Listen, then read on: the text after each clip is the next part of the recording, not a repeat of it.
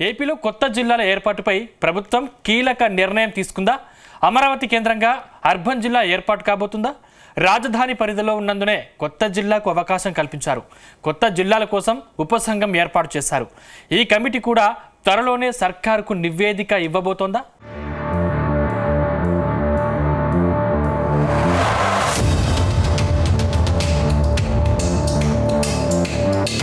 ఆంధ్రప్రదేశ్లో జిల్లాల పునర్వ్యవస్థీకరణపై మరోసారి చర్చ మొదలైంది. ప్రజల అవసరాలు, పరిపాలనా సౌలభ్యం పక్కన పెట్టి గత ప్రభుత్వం 13 జిల్లాలను 26 జిల్లాలుగా విభజించింది.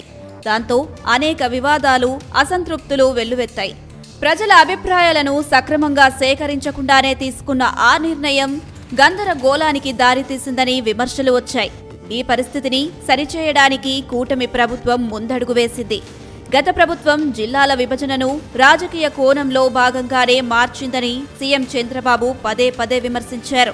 కానీ ఇప్పుడు కొత్త జిల్లాల ఏర్పాటుపై అధ్యయనం చేసేందుకు 7 మంత్రులతో ఉపసంఘాన్ని ఏర్పాటు చేశారు. ఈ కమిటీ ఇప్పటికే ప్రజల వినతులు స్వీకరిస్తుంది. అటు జిల్లాల కలెక్టర్లు కూడా ప్రజల నుంచి వినతులు స్వీకరిస్తున్నారు.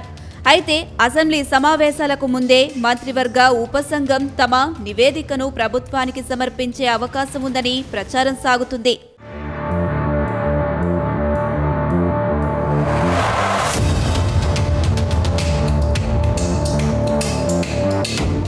ఇక జనగణన షెడ్యూల్ కారణంగా 2026 జనవరి 1 నుంచి 2027 మార్చి 31 వరకు జిల్లాలు, మండలాలు, గ్రామాల సరిహద్దులు లేదా పేర్ల మార్పులు చేయడం సాధ్యం కాదు.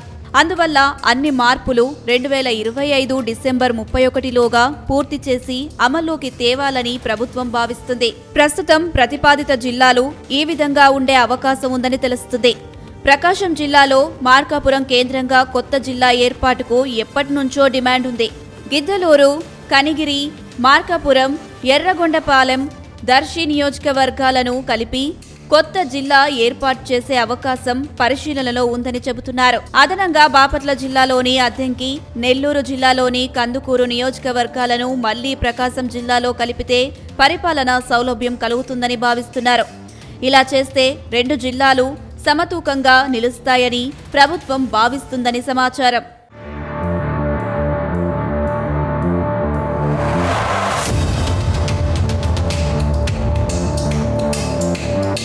ప్రస్తుతం ఏపీ రాజధానిగా అమరావతి ఉంది. అయితే రాజధాని అమరావతిని కేంద్రీకరించి ప్రత్యేక అర్బన్ జిల్లా ఏర్పాటు చేసే ప్రతిపాదన కూడా చర్చనీయాంశమైంది. అమరావతి పరిధిలోని 29 గ్రామాలతో పాటు మంగళగిరి, తాడికొండ, పెదకూరపాడు, నందిగామ, జగ్గయ్యపేట నియోజకవర్గాలను కలిపి 5 నియోజకవర్గాల జిల్లాగా తీర్చిదిద్దే అవకాశం ఉంది. గుంటూరు జిల్లాలో మిగిలే గుంటూరు తూర్పు, పశ్చిమ, ప్రతిపాడు, పొన్నూరు, తెనాలి నియోజకవర్గాలు మరో జిల్లాగా కొనసాగుతాయి. మరోవైపు ఏజెన్సీ ప్రాంత ప్రజల పరిపాలనా ఇబ్బందులను దృష్టిలో పెట్టుకుని రాంపచోడవరం కేంద్రంగా ప్రత్యేక జిల్లా ఏర్పాటు ప్రతిపాదన ముందుకొచ్చింది. ప్రస్తుతం అక్కడి ప్రజలు పాడేరు జిల్లా కేంద్రానికి 180 కిలోమీటర్లు ప్రయాణించాల్సి వస్తుంది. కలెక్టర్ కూడా గ్రీవెన్స్ కార్యక్రమాలను 2 చోట్ల నిర్వహించాల్సి వస్తుంది. ఈ సమస్యలను పరిష్కరించడానికి రాంపచోడవరం, చిత్తూరు డివిజన్లతో కలిపి కొత్త జిల్లా ఏర్పాటు ప్రభుత్వం ఆలోచనలో ఉన్నట్టు తెలుస్తుంది.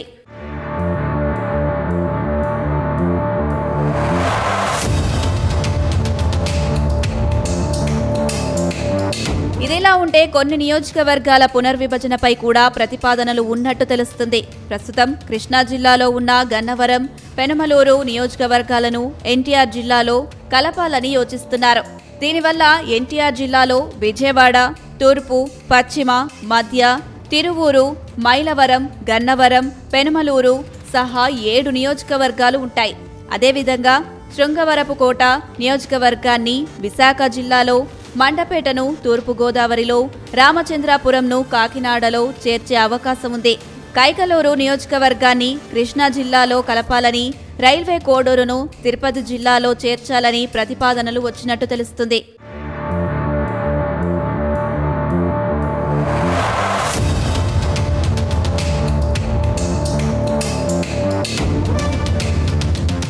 మొత్తంగా జిల్లాల పునర్వ్యవస్థీకరణ సాధారణ పరిపాలనా ప్రక్రియ మాత్రమే కాదు, ఇది ప్రజల జీవితాలపై, అభివృద్ధి అవకాశాలపై నేరుగా ప్రభావం చూపుతుంది.